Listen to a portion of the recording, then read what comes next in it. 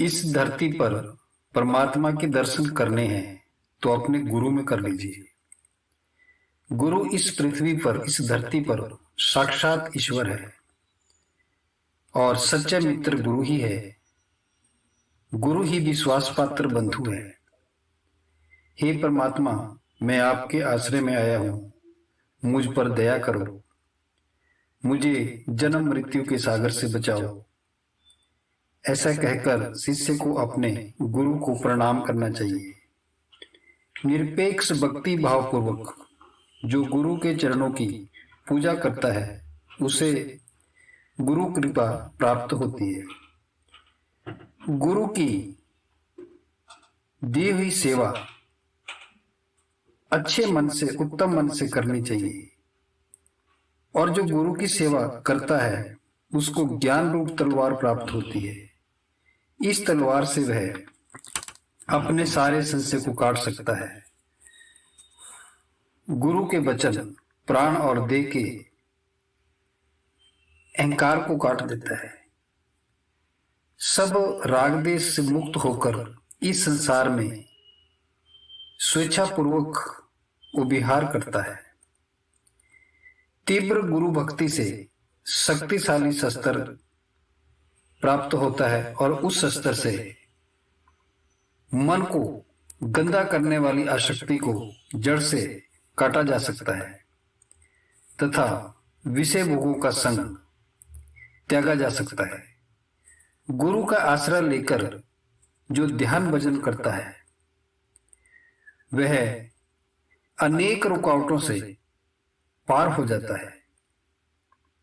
सच्चे शिष्य को अपने गुरु के पवित्र चरणों में प्रणाम करना चाहिए। यह उसके संपूर्ण आत्मसमर्पण की निशानी है। किसी भी फल की आशा से रहित होकर, निस्वार्थ होकर गुरु की सेवा करनी चाहिए। गुरु की सेवा में लगे रहना चाहिए। अब जो गुरु की सेवा करेगा फिर वह उल्टे मार्ग में नहीं जाएगा।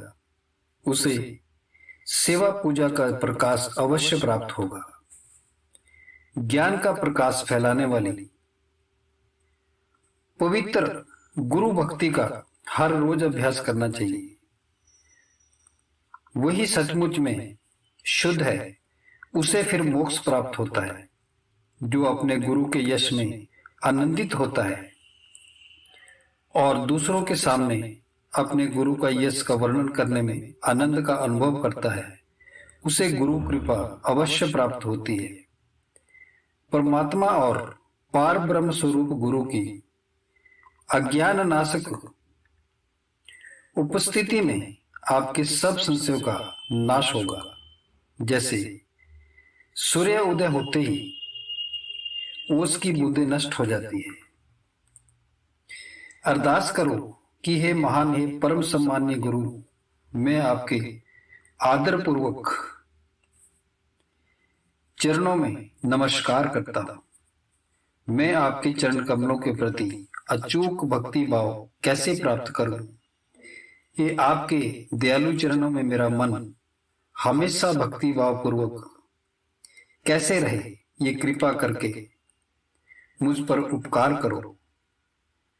इस तरह खूब नम्रता पूर्वक एवं आत्मसमर्पण की भावना से शिष्य को चाहिए कि वह गुरु को प्रणाम करे।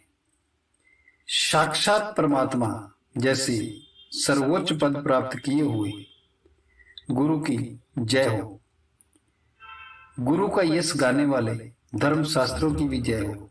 जिसने केवल ऐसे गुरु का ही आश्रय लिया है उस सच्चे शिष्य की भी जय हो।